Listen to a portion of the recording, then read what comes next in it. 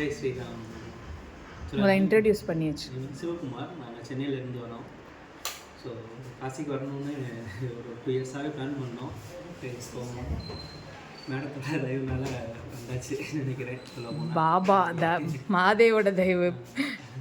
இது மேடம் கிடச்சது எங்களோட பெஸ்டிங்காக சொல்லப்போம், காரோட பெஸ்டிங் தான் நினைக்கிறேன். ஸோ ஜென்ரலாக கூகுள் சர்ச் பண்ணோம், தமிழ் கைடு ஆர்னாசின் படம் வந்து நிறையா வந்துச்சு.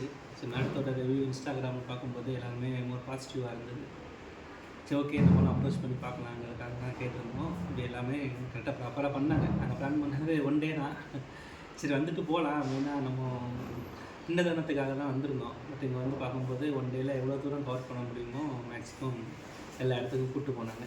அவங்க அவ்வளோ எனர்ஜெட்டிக்காக இருக்காங்க. எங்களுக்குள்ள அவங்க கூட போக முடியல, அதுதான் சொல்லணும்.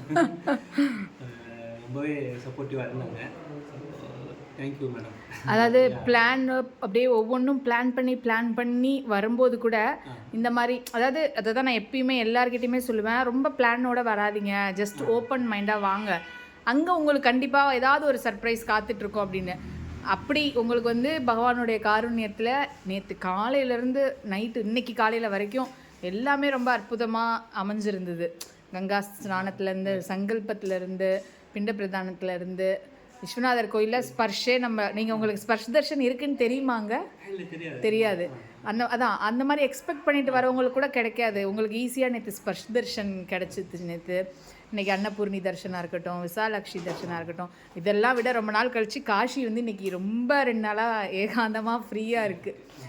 அம்மா சீனியர் சிட்டிசனையும் கூட்டிகிட்டு வந்திருக்கீங்க, சின்ன குழந்தையும் கூட்டிகிட்டு வந்திருக்கீங்க. அவங்களோட கம்ஃபர்ட் எப்படி இருந்தது சார்?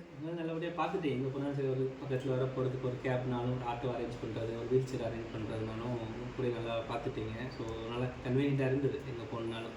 கண்டிப்பாக இன்னொரு தடவை பிளான் பண்ணி நிறையா நாள் இருக்கிற மாதிரி வாங்க. உங்களுக்கு ஹாப்பியா? நீங்கள் எக்ஸ்பெக்ட் பண்ணி வந்ததை விட நல்லா இருந்ததா? எப்படி இருந்தது காஷி?